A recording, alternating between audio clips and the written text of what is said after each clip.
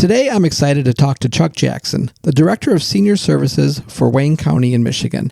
Chuck oversees virtually all of the Meals on Wheels programs in Wayne County outside of Detroit. We'll dive into the intersections of government and nonprofit work and the challenges of finding enough volunteers to meet community needs. We'll also touch on the incredible gratitude of the seniors who receive these meals and how that appreciation keeps us all coming back. All that and more with me, Dave Colling, on this episode of Behind the Meal.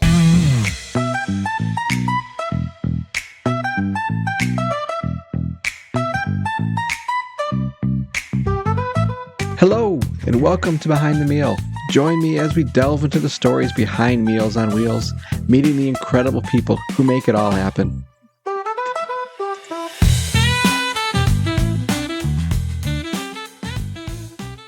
I'm so excited to talk today to Chuck Jackson, Department Director for Wayne County Senior Services. Not just because Chuck has years of experience working to better his community through government and nonprofit work, but Wayne County is my hometown. As part of his work, Chuck oversees the Meals on Wheels programs for 34 communities in Wayne County. But he's not just behind the desk. You'll see him out packing and delivering meals too. Chuck, welcome to Behind the Meal. Oh, well, Dave, it's great to be here. Thanks for having me. Again, no problem. This is going to be, I think this will be fun. It's always fun to talk to folks from my hometown. Well, it's always great to talk to folks who are familiar with, the town. So it's really nice to be here, and I'm really excited about our discussion today. Good. Thank you. Well, can you give us just a little bit of an overview of your program structure, where you're serving and the people you're serving? Sure. We are I work for Wayne County, work for our wonderful CEO, Warren Evans. But we actually have a contract through the Senior Alliance, which is the area agency on aging here in Western Wayne and Downriver. Wayne County is somewhat unique in the sense that it has two area agencies. So we serve 34 communities outside of Detroit. And we really work with each of those communities. We're fortunate that they allow us space in their communities to actually have the meals delivered and actually packaged. And we rely almost exclusively on volunteers to get our meals out to the 34 communities that we serve. So it's a pretty extensive program. We do probably on average 2,650 to 2,700 meals a day on the days that we deliver to our seniors. And it's a diverse, because we're working in some rural communities, so a bit more urban communities. So those 34 communities make up, quite a diverse population. And do you have separate packing spaces, kitchens? How does that work for you? Yes, we have approximately 39 different locations within those 34 communities where the food is delivered. So our food is cooked by a company called Trio Community Meals and then transported to these individual what we call nutrition sites. They could be a church kitchen, it could be a senior services apartment living, it could be a school kitchen, and then the food is packaged into individual serving containers and then delivered by our volunteers. In most cases, we do have some municipalities that also deliver meals in addition to our volunteers. And I guess when you think about Wayne County, what obviously this kind of service is vital across the country, but particularly to Wayne County. What makes it so important? You think for the folks you're serving?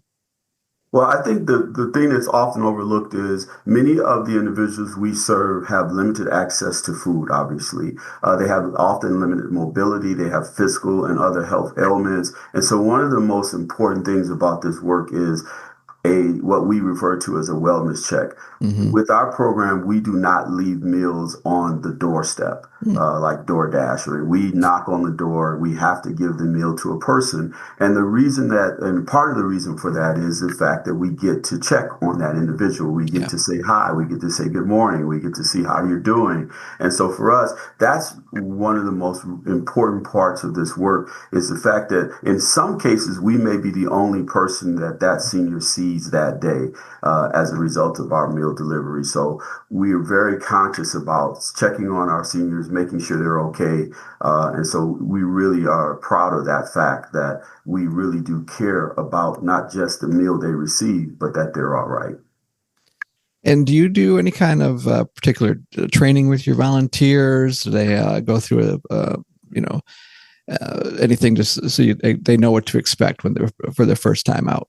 Yes, and we go through the typical. I mean, packing meals and that sort of. Hmm. It's really not high tech, right? So our Right. big thing for us is we do. All of our volunteers are required to do what we refer to sort of as a ride along. So prior to them going out on their own, in almost every case, we ask that the volunteer come out and go out with us of someone who's already an existing volunteer. Mm-hmm. That person then really goes over the ropes. We talk to them about the process we have for contacting seniors if we can't reach them. So they're really trained, sort of like a on the job training Right. situation where by getting them an opportunity to go out with another volunteer, they get to get firsthand experience and knowledge and understanding of what they need to do. Okay, that makes sense. So, we're talking about the work and everything, but I should ask, what brought you to this kind of work? Not just Meals on Wheels, but I was, looking through your work in the past. You've got a lot of work focused on community building and things like that. What brought you down this path? Wow. Well, it's interesting. I started off as an engineering student in Hmm. undergrad, and I realized as time went on that I really didn't care about, if I push on this desk with this force, it pushes back with equal force kind of thing. I began to realize as I matured that I cared about people and I cared about why people do what they do. And I think it took me a minute to figure out what subject area would provide me the answers that I wanted. But I've just been a caring person my whole life. I've always been a pretty big, strong guy, always been looking out for the underdog, always cared about those who were less fortunate and wanted to give back, wanted to help. And so naturally, I started working at undergrad at a home where we were working with kids were a part of the child welfare system. Hmm. And so I really got a firsthand experience of trying to help kids who had been experiencing trauma, neglect, and abuse. And that led me down the path. And I was fortunate to start with a wonderful organization back in the day called Star Commonwealth, which I don't know if you're familiar with, but it was at one No. time a very large nonprofit human social service organization in Michigan. And I spent a lot of my years there, grew up there, learned a tremendous amount of what I know about the nonprofit world from that Hmm. work. And eventually, I took over an organization in Detroit that had one of the largest senior volunteer programs in the state. And so that really gave me my first experience with working so more so directly with seniors. I am also the caregiver for my mom, who is Hmm. now 83. And I began to notice that many of the differences between my mom's sort of standard of living because she had me as a son to help provide for her, and many of the seniors who were volunteering, who were really needing and dependent on the stipend because one of the programs had a stipend. And so it began to bring to my attention just some of the challenges that our seniors were facing. And that got me involved and joined a couple of boards that were folk organizations that were senior focused. And it kind of went from there. And here I am now. So, but I've always been, always had the desire to help others. That's always really been a natural part of my existence. I hear a lot of those stories where we start off in one space and kind of discover as we move forward where we should be or where we feel most comfortable. And I know that for me too, and for others that we've spoken with, it's a lot of similar stories like that. Yeah, I agree. I agree. It's kind of, my whole thought about this is I've worked with lots of people is I always say this is a type of work that you have to give a damn. You have to Right. care. If you're No, going to make it and 100%. survive in this work, you truly have to be doing it because you care. You're not doing it to get rich. You're not doing it to get rich. I'm certainly not, and I've been in this work now, over 30 years in some capacity. And Hmm. so, but I've always enjoyed the work. There's always other parts of it that sometimes can be a bit challenging, but the work itself, the Yeah. knowing that you're doing something today that will in some way, small or big, impact a person's life in a positive way, that's a pretty cool thing. Yeah, for sure. It's something, when your volunteers get that, and it's just they could always help bring the community together too. Just not the people that are volunteering, the people working, but the people who are serving. It's Yeah. all a big circle like that. What you spoke about your nonprofit work and your work with Wayne County. You're in a unique position where that kind of cross between nonprofit and government with your work. Could you talk a little bit more about what that looks like? It's most Meals on Wheels programs are nonprofits, and it sounds like many of the ones you're working with are nonprofits. But what does maybe what's that kind of history? Where does Wayne County come into that as opposed to just having a nonprofit arm overseeing all of this? Oh, obviously, they were. Wayne County's been involved, I think, as a Meals on Wheels provider. Wow, I know since before 1988, and I know Mm-hmm. around 1980 officially, and so it's really been a commitment to the seniors that those elected officials, particularly the Wayne County executives, have had.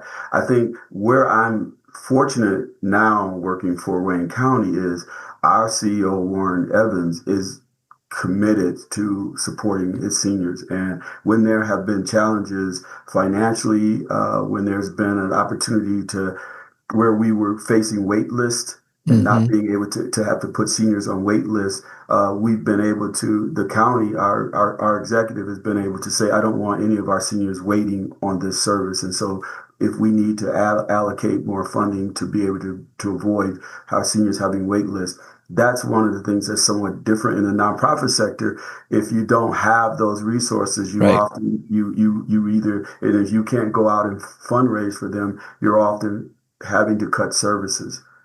And thankfully, at least to this point, that's been something we haven't had to do because of the commitment that our executive has towards supporting its seniors. So that's a positive. I think the other side of it, there are more bureaucracy. There's a bit more Mm-hmm. bureaucracy, of course. There's a bit more that you have to manage and you have to work through when working for the government. But I think for me, I'm very fortunate because I've always worked in mission-driven work. My work Mm-hmm. has always been about a mission, and my current work is about a mission. Yeah. My mission is to feed those who need this service and the food that we make available. So I'm fortunate that even though I work for the government, I'm still able to do mission focused, mission driven work. Yeah, that would make sense. And just that unique intersection between government and state, or excuse me, government and nonprofit that a lot of us work in, but usually it's on the other side. So it's Yes. interesting to see how your work and how that works for you. And it sounds like a great situation. Well, it is. I do, because we have a contract with the area agency, Mm-hmm. there are days when I feel like I serve sort of two masters, right? Because Yes. I have the requirements necessary for our contract with the with this TSA that we have to adhere to and meet, but I also have the expectations as an appointed official for an elected official, and I have to make sure that I meet those expectations as well. Yeah. Cool. What maybe not necessarily in that capacity as a government employee, but just what are some of the unique challenges your programs face? Either Wayne County or the individual programs.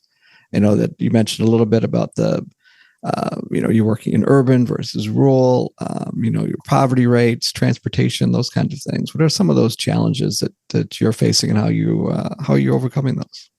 Well, I think from a operational standpoint, the biggest challenge we're facing is a volunteer shortage. And Mm-hmm. unfortunately, that's not unique to, Meals on Wheels programs around the country. Yeah. COVID has had, somewhat of it's been difficult to resume the level of volunteerism since COVID. So that's probably, from a direct operational perspective, the number one challenge that we have. I think the other is, many of we rely heavily on part-time staff. And so we're really looking at how do we upgrade and help our staff really understand the use of technology, because many of Yeah. our folks that work at our nutrition sites are seniors as well. So Right. we're constantly working. We've been working really hard to bring the basic technological things like email and things like that, and making sure those things are being utilized, and in order to create more efficiencies. But for us, we cover a vast area. I mean, so, making sure that we can, and we were very fortunate that the communities we serve, but we do have some communities that we've struggled with volunteerism, and we have a few isolated areas where it's just been extremely difficult Yeah. to have enough volunteers necessary to get the meals out on a daily basis, which is what we would like to do. We'd like to be able to deliver one hot meal 5 days a week. But because of the lack of volunteers, we're unable to do that at this time. When you look at the communities you're serving, and that beyond just that lack of volunteer activity, do you end up doing like some paid staff or other ways to get those meals out, or?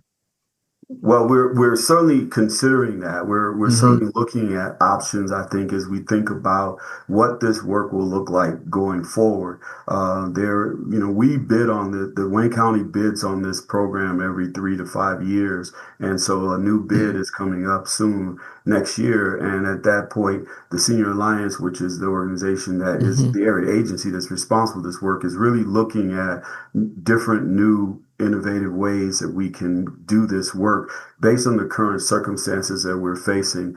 I think another, challenge to the programming is the funding at the state and federal level.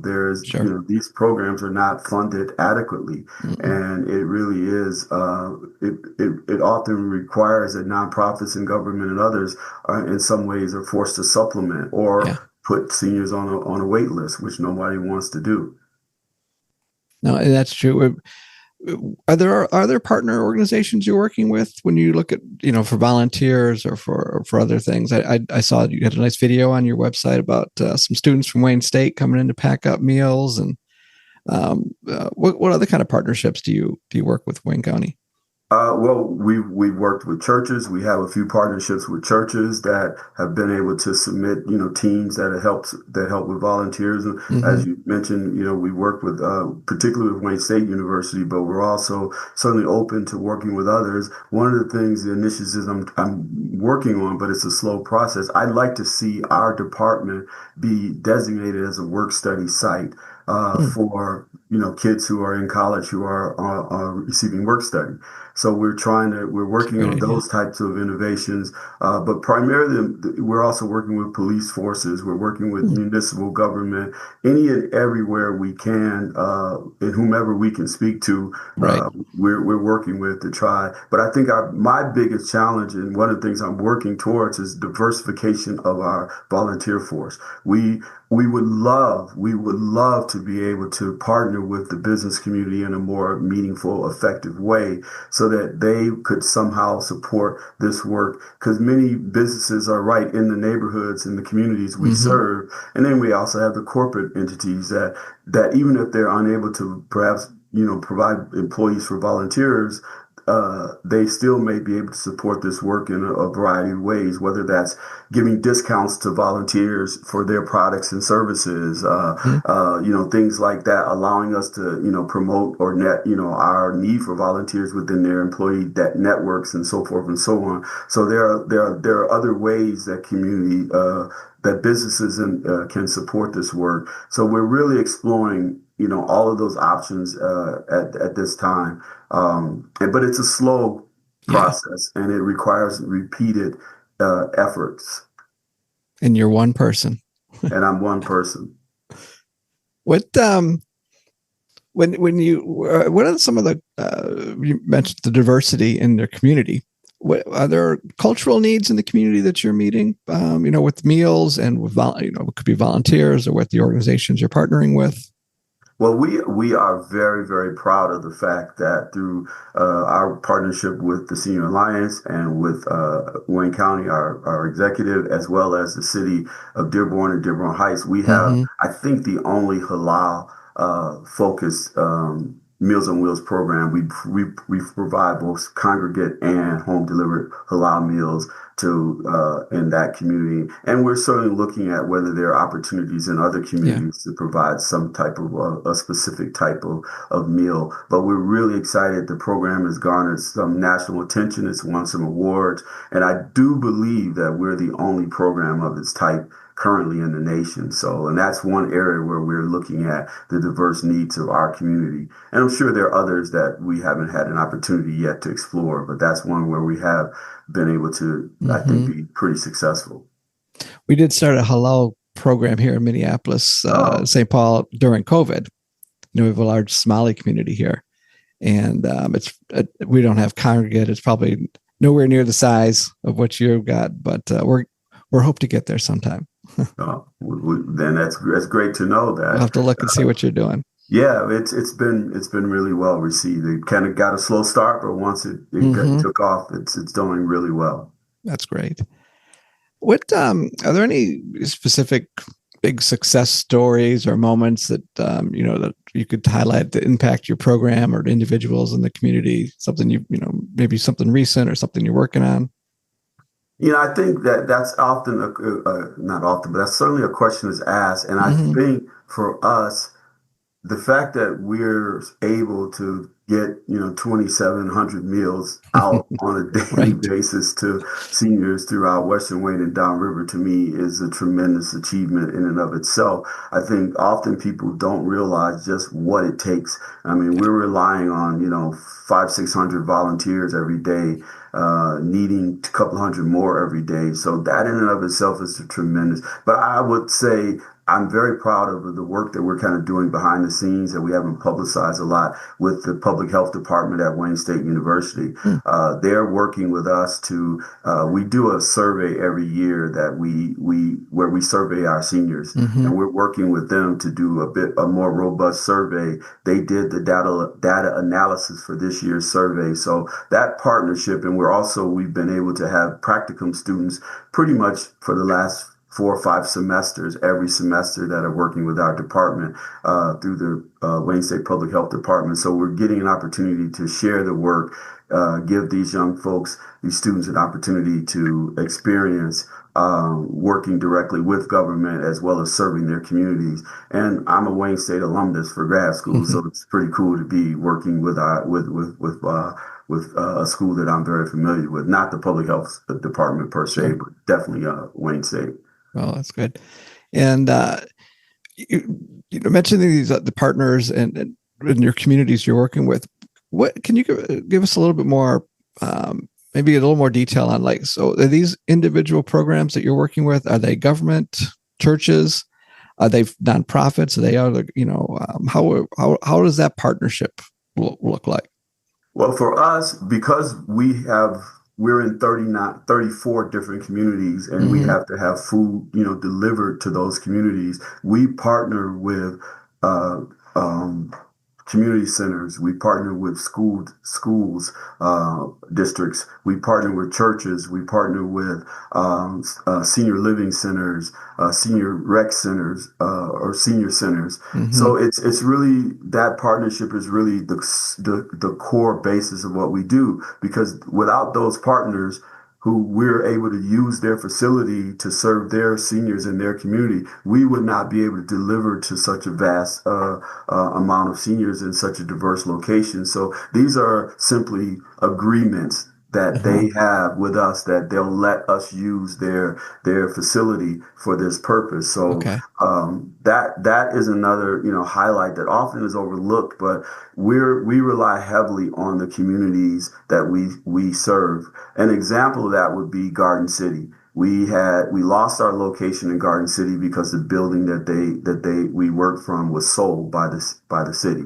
And so we had to have another facility. So Garden City Public Schools, their school superintendent came forth and said, hey, through one of their commissioners, that hey, we want to support Meals on Wheels in Garden City. We're going to create a space for you at one of our schools so that you can actually have a place for your meals to be prepared, packaged, and delivered. So that those are the types of relationships that we have, where the community is really stepping up and helping us be a part of serving those meals.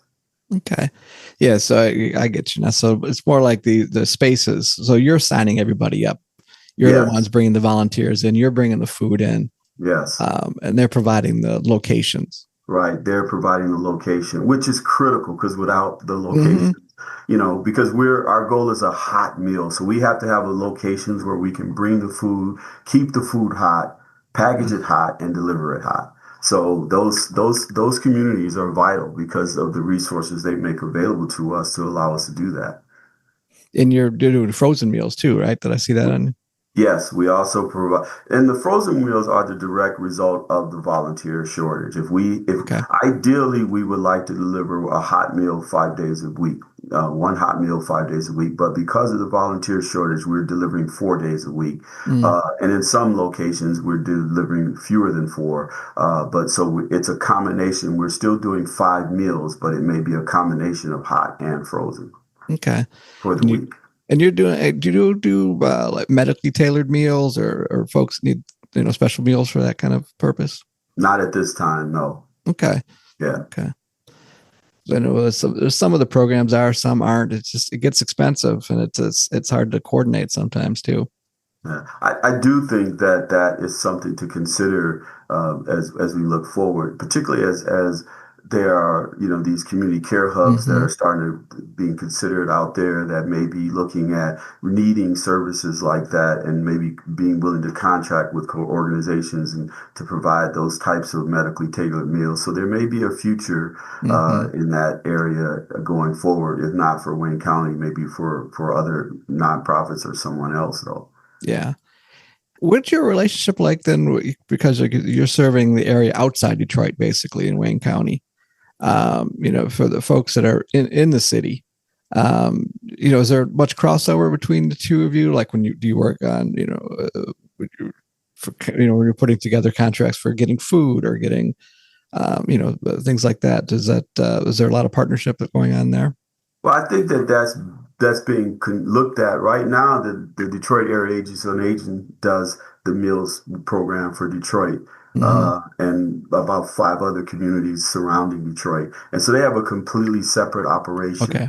They do it's a completely separate contracts. So at this point, I mean, we tend to collaborate on issues related to senior well-being. So Sure. senior health, transportation. We're Hmm. involved in work groups and partnerships where we're looking to figure out ways to support seniors beyond the meal. So there's a lot of collaboration Okay. as it relates to those types of activities. But for the meals itself, they do theirs separate from us.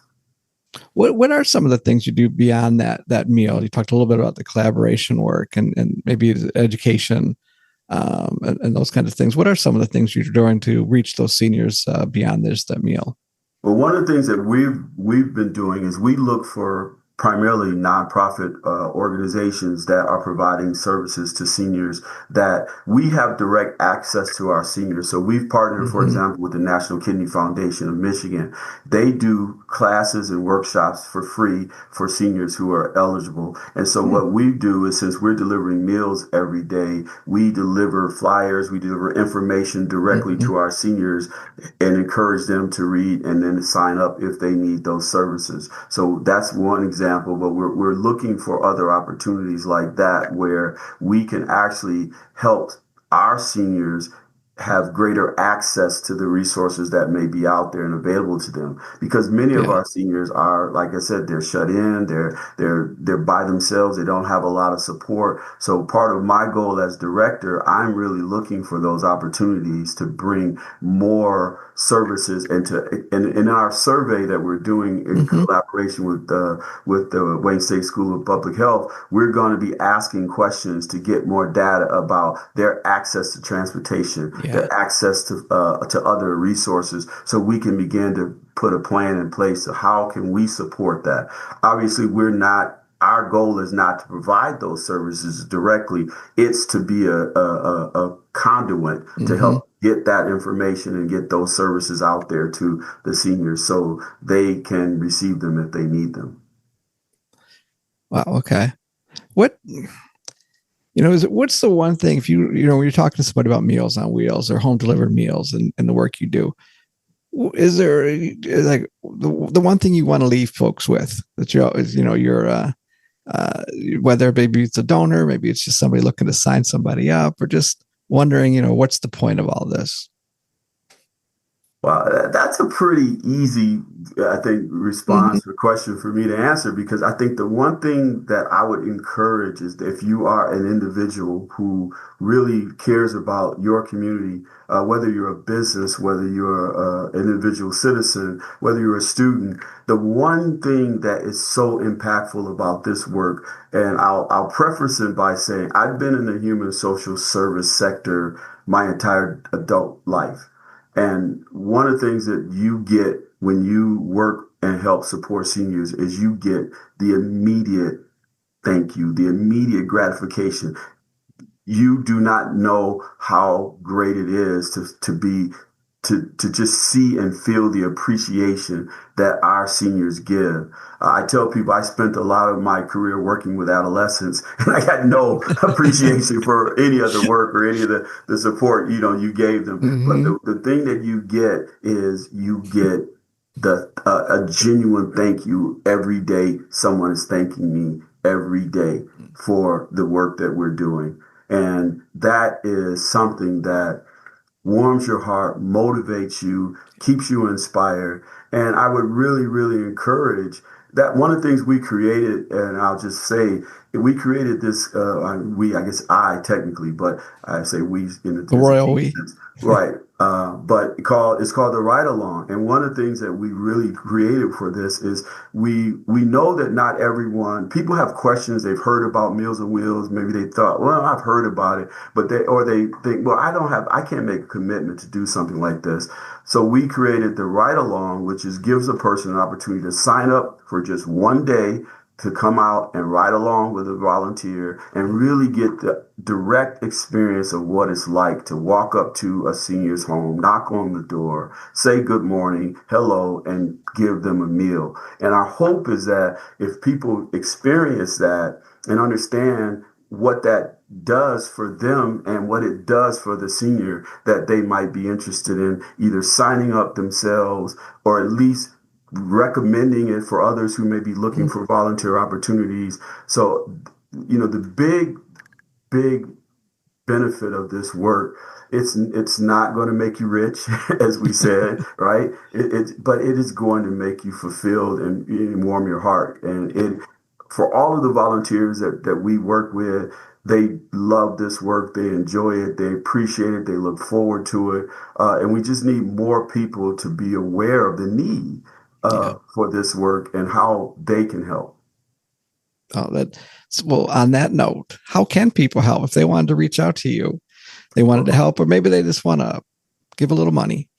Oh, they can go to our website at WayneCountyMeals.org or WayneCounty.com and go to the Senior Services Department. They can donate at that. They can sign up for a ride along. They can register or sign a senior up if they're eligible, if they're in our air service area. So, or they can certainly call me. My direct office number is 734-326-4607.